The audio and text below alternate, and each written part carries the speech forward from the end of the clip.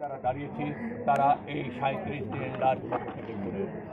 আমি প্রথমেই অভিনন্দন এবং আমার সর্বোচ্চ হৃদয়ের স্থান থেকে স্যালুট জানাই বীর মুক্তিযোদ্ধা আবু সায়েদের।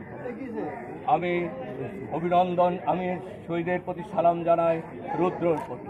আমি হাজার হাজার আমার সন্তানদের শ্রদ্ধা জানিয়ে মুগ্ধের প্রতি, আমি হাজার হাজার সন্তানদের এই আত্মত্যাগের বিনিময়ে আজকে যে স্বাধীনতা অর্জন করেছি আমরা চাইব দল মত নির্বিশেষে আমরা যেন শান্তশিষ্টভাবে আমাদের এই এফডিসির কার্যক্রম পরিচালনা করতে পারি।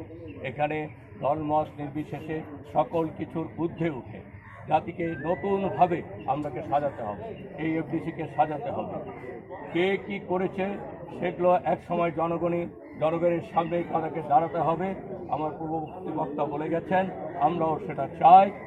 আমরা আপনাদের সহযোগিতা চাই, আমাদের সম্পূর্ণ সহযোগিতা থাকবে আপনাদের প্রতি। সবাইকে ধন্যবাদ, শুভেচ্ছা।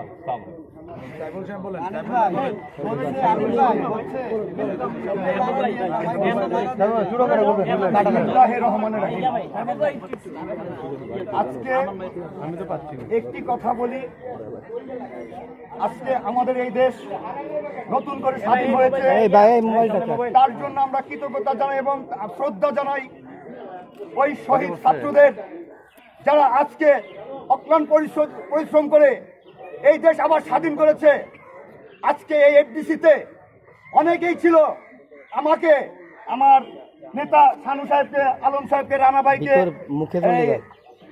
উদান আনোয়ার সাহেবকে এমনও কথা বলছে, এই যে দালালরা বলছে তোমরা বিএনপি করো, তোমাদের ঢুকতে দেওয়া হবে না। এবং আমার নামে অনেক কেস হয়েছে, আমি এমনও দিন গেছে আমি ঢুকতে পারিনি। কেন ঢুকতে পারিনি? কিছু দালাল ছিল, এই দালালগুলা আমাদেরকে সবসময় কষ্ট দিয়েছে। আমাদের সামনে বলেছে যে চিহ্নিত এক দালাল আমাকে বলেছে আমার ছেলেকে দিয়ে আমি শহীদ জিয়া রহমানের মাজারে মোতায়েন পেশাব করালাম, কিন্তু ওই দালালদেরকে অন্তত পক্ষে আমরা ইন্ডাস্ট্রিতে ঢুকতে উজ্জ্বল প্রশাসন উজ্জ্বল। তারপরে আমার সাথে ছিল, কি কষ্ট যে আমরা করেছি, যার সাথে একটা ফুল বন্ধ আমাদের দিতে দেয় নাই, একটা শ্রদ্ধা জানাতে দেয় ওই শহীদ মিনারে। এই ব্যাসিস দালালরা, এই হাসিনার রাজাকাররা আমাদের কখনো ইন্ডাস্ট্রিতে শান্তি মতো 18 বছর থাকতে দেয় নাই। আজকে আপনাদের কাছে অনুরোধ, আমরা ওদের মতো হতে চাই না।